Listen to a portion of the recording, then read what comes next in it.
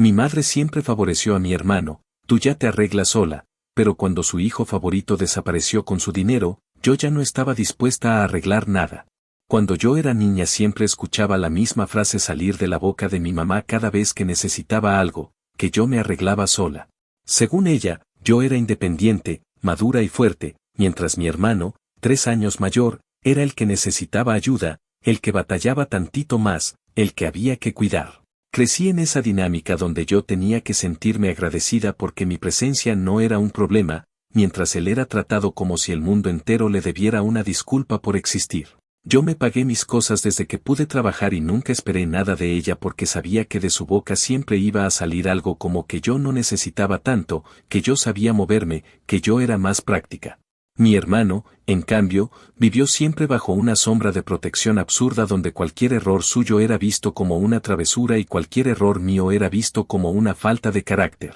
En su mente yo era autosuficiente desde que tenía 15 años y él seguía siendo un niño aunque ya tuviera más de 20. Con esa historia detrás, no sorprende que cuando mi hermano perdió su trabajo por flojo, no por mala suerte, mi mamá me llamó llorando, diciendo que él estaba a punto de quedarse sin techo y que solo yo podía ayudarlo.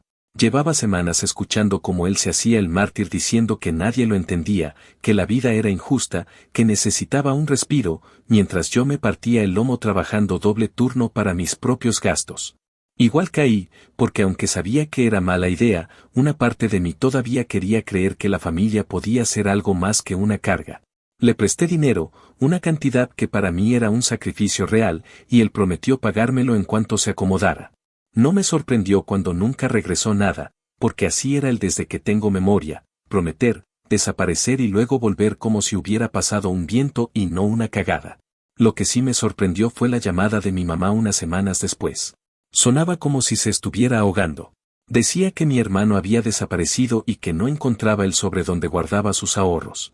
Ella nunca confió en los bancos, decía que era mejor tener el dinero a la vista, como si meterlo en una cuenta fuera a arriesgarlo más que dejarlo en un cajón. Con la voz quebrada me dijo que el sobre estaba vacío, que mi hermano se lo había llevado y que lo último que supo de él fue un mensaje donde decía que iba a invertir ese dinero con un amigo que conocía de un negocio de criptos. Mi mamá no sabía ni pronunciar la palabra, pero la repetía como si fuera un conjuro. Cuando dejó de llorar, me dijo que yo tenía que ayudarla porque estaba desesperada y porque, según ella, yo siempre había salido adelante y podía sacar un poco para que ella no se hundiera. Sentí como si me hubieran puesto un pie en el pecho. Mi mamá no preguntó cómo estaba yo, ni qué significaba para mí volver a tapar los hoyos que mi hermano abría, solo asumió que yo, como siempre, debía aparecer para salvarla. La escuché desahogarse, quejarse, decir que mi hermano estaba confundido, que no entendía por qué hacía esas cosas, que él segaramente estaba asustado. Y luego vino lo de siempre, pero esta vez me cayó distinto. Me dijo que yo era su esperanza, que yo tenía buen trabajo, que no tenía hijos y que no era justo que ella cargara sola con todo.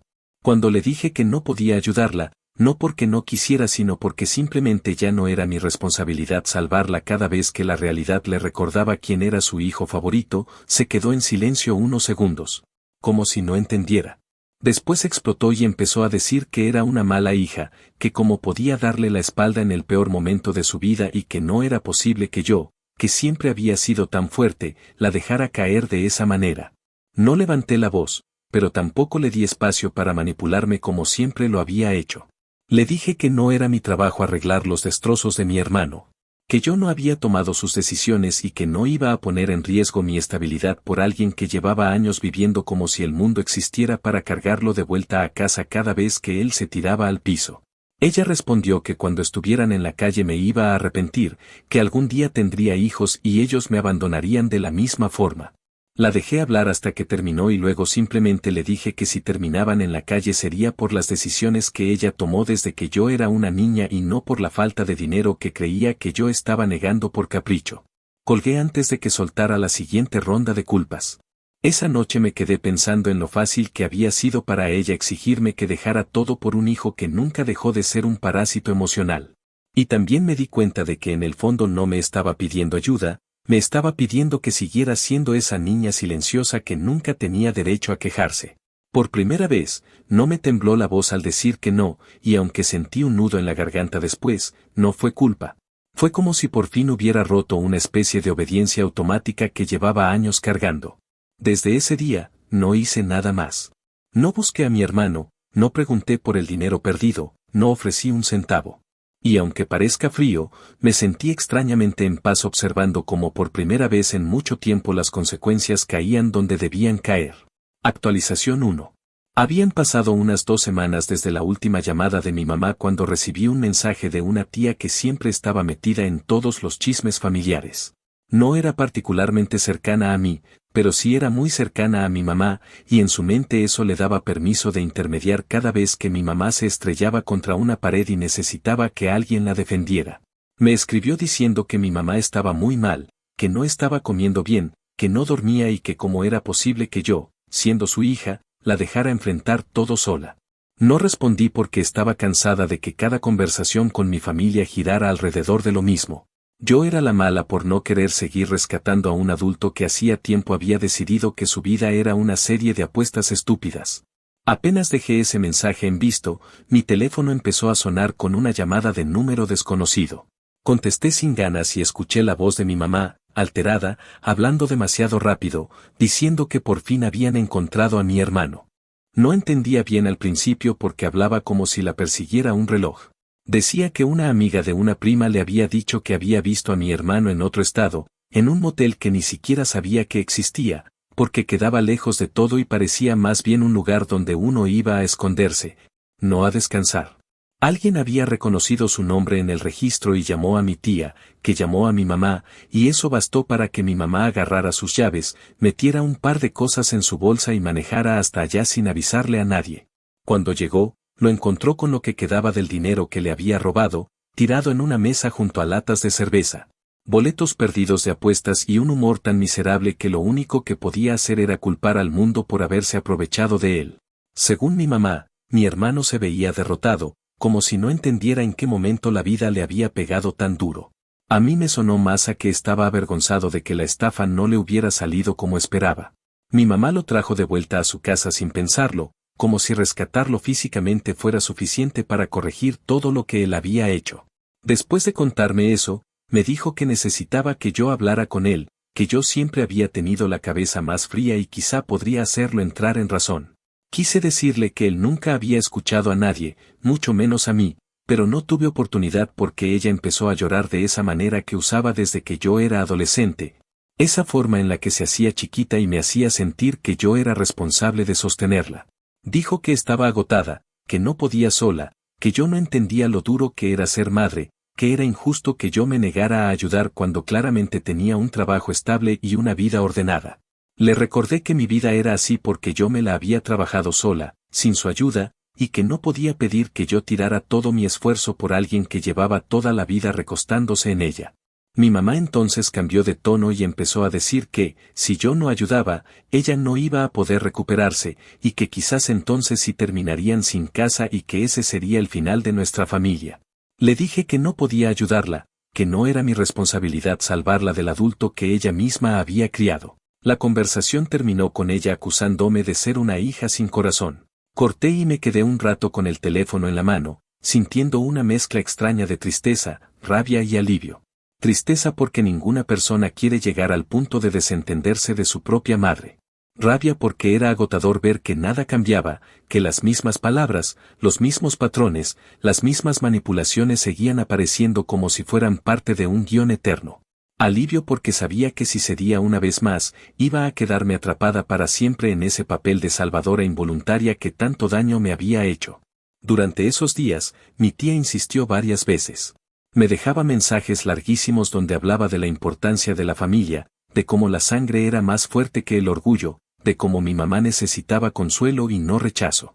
En una de esas conversaciones, mi tía me dijo que mi mamá estaba diciendo que yo la había abandonado en su peor momento y que si ella terminaba perdiendo todo, la culpa sería mía.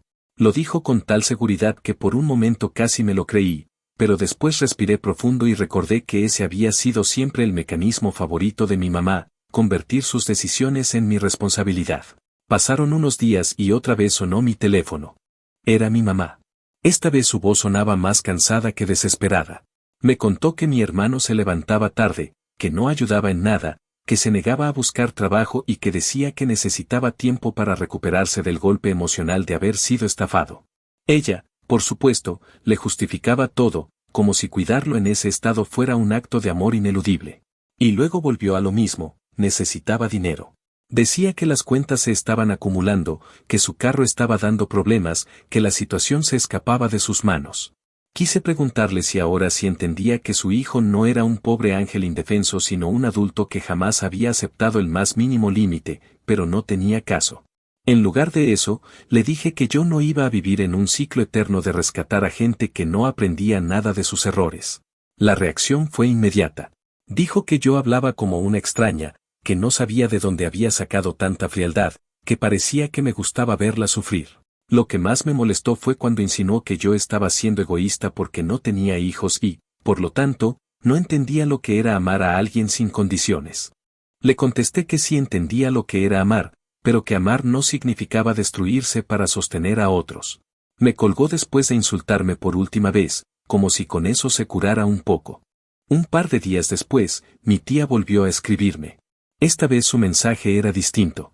Ya no estaba del lado de mi mamá de manera tan absoluta. Dijo que por fin había visto la situación completa, que había pasado por su casa y vio a mi hermano tirado en el sillón comiendo como si no tuviera una preocupación en el mundo, mientras mi mamá caminaba como un fantasma tratando de hacer cuentas imposibles. Mi tía me dijo que entendía por qué me había alejado y que quizá mi mamá necesitaba tocar fondo para darse cuenta de que su hijo no era una víctima sino un adulto irresponsable.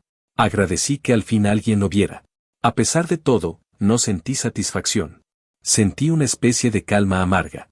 Era como ver un derrumbe desde lejos, sabías que no era tu culpa, pero igual dolía mirar. Sin embargo, por primera vez en mi vida adulta, entendí que no tenía por qué meterme en medio para sostener algo que ya estaba roto desde hacía demasiados años. Y aunque mi mamá siguiera repitiendo que yo era la culpable de su desgracia, en el fondo sabía que lo único que había hecho era dejar de cargar un peso que jamás debió haber sido mío. Actualización 2. Había pasado poco más de un mes desde que mi mamá me llamó con aquella súplica desesperada y desde entonces yo había hecho todo lo posible por mantener la distancia. No porque estuviera disfrutando ver cómo se desarrollaba la situación, sino porque ya había entendido que cualquier participación mía solo serviría para que ella evadiera de nuevo las consecuencias de sus decisiones. Durante esas semanas me limité a continuar con mi vida, trabajar, descansar, ocuparme de mis cosas y no dejar que la culpa que mi familia me arrojaba de vez en cuando se me metiera en la piel. Pensaba que, al menos por un tiempo, mi mamá se mantendría en ese estado de negación donde ella cree que puede arreglar a mi hermano con cariño, comida caliente y promesas de que todo iba a mejorar. Pero un día, mientras salía de una reunión del trabajo, revisé mi teléfono y vi varias llamadas perdidas de un número que no reconocía. Al contestar, escuché a mi tía, la misma que semanas antes defendía a mi mamá como si fuera una mártir, pero esta vez sonaba extrañamente tranquila, casi resignada. Me dijo que tenía que contarme algo, que era importante y que probablemente me iba a sorprender. La historia empezó cuando mi mamá, en un intento de poner en orden las cosas como ella lo describió, quiso ayudar a mi hermano a resolver un problema de deudas que él venía arrastrando desde antes de desaparecer. Ella decía que solo necesitaba darle un empujón para que se estabilizara.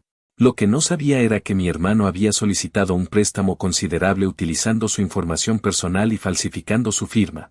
Fue descubierto cuando la entidad financiera empezó a exigir pagos y mi mamá, confundida, llamó para aclarar lo que creía que era un error administrativo.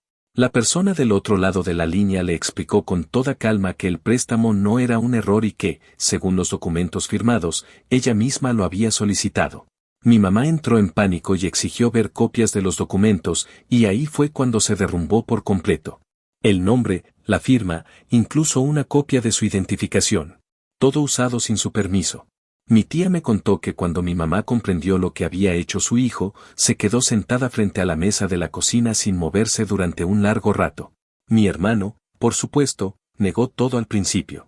Le dijo que seguramente alguien más había usado su información, que él nunca haría algo así, que lo estaban confundiendo. Pero en cuanto ella insistió, él pasó a enfadarse, diciendo que por qué confiaba más en un banco que en él, que ya bastante difícil estaba haciendo su vida como para que encima ahora lo trataran como un criminal. Mi mamá intentó creerle, como siempre lo hacía, pero la evidencia estaba ahí, con su firma falsificada de una forma tan torpe que hasta desde lejos se notaba que él había intentado imitarla. No hubo manera de justificarlo. La realidad le cayó encima con una fuerza que ya no podía ignorar. Después de varios días de tensión, llamadas con abogados y agentes que la orientaron sobre los pasos a seguir, las cosas terminaron escalando hasta una denuncia formal. Según me contó mi tía, fue un proceso doloroso porque mi mamá todavía buscaba una forma de evitarlo, como si denunciarlo fuera lo mismo que expulsarlo de la familia. Pero al final no tuvo alternativa porque él no hizo el más mínimo intento de remediar nada. No pidió disculpas, no ofreció pagar, no mostró arrepentimiento.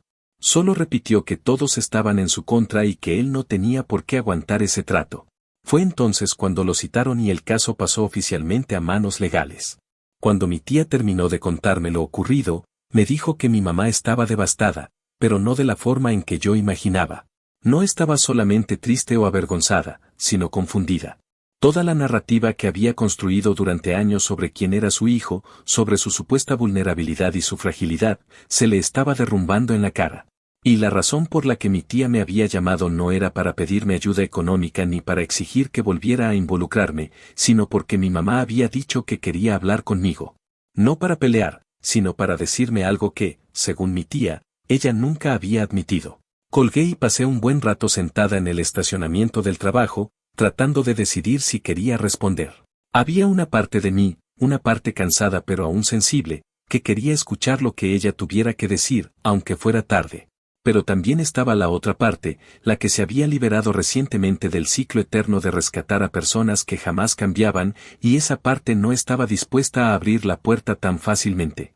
Al final decidí contestarle con un mensaje, simplemente diciendo que podía llamarme al día siguiente después de mi horario laboral. No quería precipitar nada ni permitir que la conversación se convirtiera en otro intento de manipulación sentimental. Al día siguiente, como había prometido, me llamó. Su voz estaba totalmente distinta. Sonaba más baja, menos aguda, como si en lugar de pelear estuviera caminando entre escombros. Me dijo que había estado pensando mucho y que por primera vez entendía por qué yo estaba tan agotada. Me contó que ver a mi hermano falsificar su firma fue como recibir un golpe directo al estómago, no solo por el delito en sí, sino porque se dio cuenta de que ella misma había creado el tipo de hombre que creía necesitar que todos lo salvaran. Dijo que por años lo había protegido de cualquier consecuencia, que lo había justificado incluso cuando era evidente que él estaba cometiendo errores a propósito. Reconocer eso le estaba costando más de lo que esperaba. Durante un momento pensé que ahí se iba a detener, pero entonces su voz se quebró un poco y agregó que se sentía culpable no solo por eso, sino también por lo que había hecho conmigo. Dijo que se había pasado la vida tratándome como si yo no necesitara nada, como si yo fuera una especie de adulto funcional desde que tenía edad para arreglar mi propio desayuno. Y que ahora veía que esa imagen que ella tenía de mí no era un halago, sino una excusa para dejarme sola mientras volcaba todo su esfuerzo en mi hermano. Me dijo que estaba demasiado tarde para pedir perdón, pero que igual lo iba a decir. Cuando escuché esas palabras no sentí alivio inmediato, tampoco satisfacción. Fue más como una sensación extraña de cierre, como si por fin alguien hubiera reconocido la verdad completa después de años de actuar como si yo estuviera exagerando. Pero la llamada no terminó ahí. Después de un silencio largo, mi mamá confesó que, aun con todo lo que estaba ocurriendo, estaba tentada a ayudar a mi hermano otra vez. No porque creyera que él fuera inocente, sino porque decía que no sabía cómo dejarlo caer sin sentir que lo estaba abandonando. Yo no me contuve. Le dije que no era abandono cuando la persona en cuestión era un adulto que había tomado todas sus decisiones con plena conciencia de quién afectaba. Le recordé que él sabía perfectamente que ella siempre aparecía para sacarlo del hoyo y que por eso seguía cavando. No se lo dije con crueldad, pero sí con claridad, porque era imposible seguir maquillando la realidad. Ella no dijo nada durante varios segundos y pensé que la llamada terminaría mal, como siempre ocurría. Pero después respiró profundo y simplemente dijo que necesitaba tiempo para procesarlo. Cuando colgamos, me quedé un rato escuchando el silencio de mi apartamento. No me sentía victoriosa, pero sí más ligera. No había resuelto nada para ella, no había prometido ayuda, no le había dado consuelo. Lo único que había hecho era quedarme firme y, curiosamente, eso pareció ser lo que más la impactó. Me pregunté si eso significaba que pronto dejaría de intentar rescatar a mi hermano, pero conocía demasiado bien su manera de ver el mundo como para creer que iba a cambiar de la noche a la mañana. Aún así, por primera vez en mi vida adulta, sentí que al menos había una pequeña grieta en esa defensa que ella había construido alrededor de él, una grieta por donde empezaba a entrar la verdad. Esa noche pensé en llamar a mi tía para preguntarle cómo seguían las cosas, pero decidí no hacerlo. No quería volver a involucrarme desde el papel de mediadora involuntaria. Ya había cumplido con escuchar lo que mi mamá tenía que decir. Lo demás no me correspondía. Y aunque todavía había una parte de mí que lamentaba cómo habían llegado las cosas a este punto, también había otra que sabía que este distanciamiento, por doloroso que fuera, era lo único que había impedido que yo terminara viviendo la misma vida que ellos. Y eso, aunque mi familia nunca lo entendiera, era algo que yo no estaba dispuesta a sacrificar por nadie. Actualización final. Había transcurrido un poco más de 3 meses desde aquella llamada en la que mi mamá, por primera vez en mi vida, reconoció abiertamente que había cometido errores no solo con mi hermano, sino también conmigo. Después de ese momento, hubo un silencio prolongado entre nosotras que no fue hostil, pero sí revelador. Ella parecía necesitar distancia para procesar lo que estaba enfrentando, no únicamente en términos legales, sino también emocionales. Mi hermano, como era de esperarse, no soportó la presión de que el mundo dejara de tratarlo como un niño desvalido y tomó la decisión más predecible: desaparecer otra vez. Dejó la casa de mi mamá sin aviso, sin una nota elaborada, sin un gesto de responsabilidad. Lo único que dejó fue un pedazo de papel garabateado en el que decía que necesitaba tiempo para pensar, como si su ausencia fuera una especie de retiro espiritual y no la repetición del mismo patrón en el que llevaba años viviendo. Mi mamá quedó sola con el peso no solo de la traición más evidente, sino también del deterioro económico que llevaba ignorando por tanto tiempo. Sus cuentas estaban atrasadas, su renta al borde del desalojo y su carro, que siempre posponía arreglar porque prefería confiar en que mi hermano siempre tenía una oportunidad a la vuelta de la esquina, terminó fallando por completo. Durante esos días, supe por mi tía que mi mamá había empezado a visitar oficinas de asistencia comunitaria, intentando averiguar si podía solicitar algún tipo de ayuda temporal. Era algo que ella nunca habría considerado antes, porque según su lógica siempre había sido autosuficiente y porque asumir que necesitaba apoyo externo era, para ella, admitir que había fracasado como madre. El hecho de que ahora se viera obligada a enfrentar ese miedo sin que yo la acompañara, sin que yo la sostuviera, sin que yo le solucionara las cosas, hizo que el conflicto entre su orgullo y su realidad se volviera imposible de ignorar. Un día, mi tía volvió a llamarme, pero esta vez su tono era distinto. En lugar de exigirme que apoyara a mi mamá, o de repetir discursos sobre la importancia de la familia, estaba claramente afectada. Me dijo que mi mamá había pasado por su casa porque necesitaba hablar con alguien que no la juzgara y que allí, sin dramatismos, había empezado a contar cómo se dio cuenta de que había estado viviendo bajo una ilusión que ella misma había creado y sostenido por décadas. Según mi tía, mi mamá estaba desorientada, como si hubiera despertado de un sueño que había durado demasiado tiempo. Dijo que por primera vez en años había pronunciado frases que nunca antes había admitido. Entre ellas, según mi tía, había una que la dejó completamente en silencio, que se dio cuenta de que había perdido a su hija mucho antes de que yo dejara de contestar sus llamadas, que me había ido alejando por no querer cargar un papel que jamás debía haber tenido, y que ahora entendía que esa distancia no era crueldad, sino una forma de sobrevivir. Decidí llamar a mi mamá unos días después para saber cómo seguía, aunque no tenía intención de convertirme nuevamente en el soporte principal de su vida. Ella contestó con una voz apagada, pero no rota, más bien resignada. Me dijo que todo en su vida estaba poniéndose en orden de la forma más dolorosa posible. Sus palabras fueron claras, sin rodeos.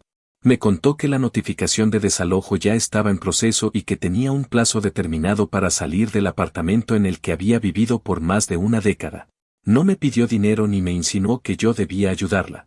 Simplemente me contó lo que estaba pasando como quien describe una consecuencia inevitable.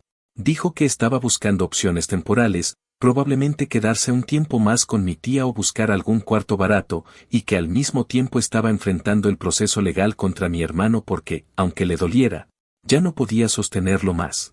En un momento de la conversación, me confesó algo que jamás pensé escuchar de ella. Dijo que entendía perfectamente por qué yo había decidido alejarme y que, aunque no lo decía para que yo regresara a su vida en el mismo rol de siempre, Quería que supiera que había empezado a ver sus errores con una claridad que antes no tenía. Me mencionó que durante muchos años pensó que amar a su hijo significaba evitarle todo dolor y que amar a su hija significaba reconocer su fortaleza y exigirle siempre un poco más, sin darse cuenta de que esa supuesta fortaleza no era un superpoder, sino una máscara que yo había tenido que ponerme porque no tenía otra opción.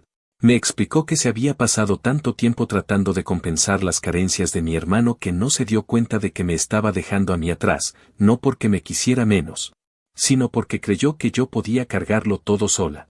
Y agregó, con una sinceridad que me incomodó y al mismo tiempo me alivió, que ahora veía que esa era la peor forma de maternidad disfrazada de amor. Después de hablar en ese tono tan extraño para ambas, hubo un silencio que no se sintió hostil. Era más bien un espacio donde cada una estaba procesando lo que había dicho la otra. Mi mamá entonces me contó que mi hermano la había llamado desde un número desconocido apenas unos días antes, pero que no lo atendió. Dijo que por primera vez en su vida no sintió el impulso de correr detrás de él, ni de rescatarlo, ni de justificarlo. Confesó que estaba cansada de ser la única persona que lo sostenía y que ahora entendía que ninguna ayuda iba a cambiarlo mientras él tuviera la certeza de que ella siempre lo estaba esperando. No sonaba vengativa ni dura, solo exhausta. Había una especie de claridad en su voz que yo nunca le había escuchado, como si una parte de ella, la que llevaba tantos años conteniéndolo, finalmente se hubiera quebrado de manera irreversible. La parte más extraña de esa conversación fue cuando me habló directamente sobre nuestra relación. Dijo que no sabía si algún día podríamos recuperar algo parecido a lo que podríamos haber tenido si las cosas hubieran sido distintas desde el inicio, pero que quería aprender a no exigirme que yo fuera la sustituta emocional de alguien que nunca tomó responsabilidad por nada. Me dijo que no esperaba que yo regresara a su vida de inmediato, ni que olvidara todo lo que había pasado. Solo quería que yo supiera que estaba tratando, aunque fuera tarde. No prometió cambiar porque entendía que prometer no servía de nada. Lo único que dijo fue que ya no quería vivir mintiéndose a sí misma sobre la persona en la que se había convertido intentando rescatar a un hijo que no quería ser rescatado. Después de colgar, me quedé mirando la pantalla del teléfono durante varios minutos, sin saber bien qué sentir. Había una parte de mí que estaba aliviada porque por fin mi mamá estaba reconociendo la verdad sin minimizarla, sin culparme, sin ponerme en la posición de villana. Pero también había otra parte, una más profunda, que estaba triste, no por lo que estaba pasando ahora, sino por todo lo que pudo haber sido distinto y no lo fue. Pensé en todas las veces que yo había intentado hablar con ella cuando era más joven, en todas las ocasiones en las que intenté explicarle cómo me sentía. En todos esos momentos donde ella me respondía con frases que invalidaban mis emociones porque estaban más preocupadas por proteger a mi hermano que por escucharme.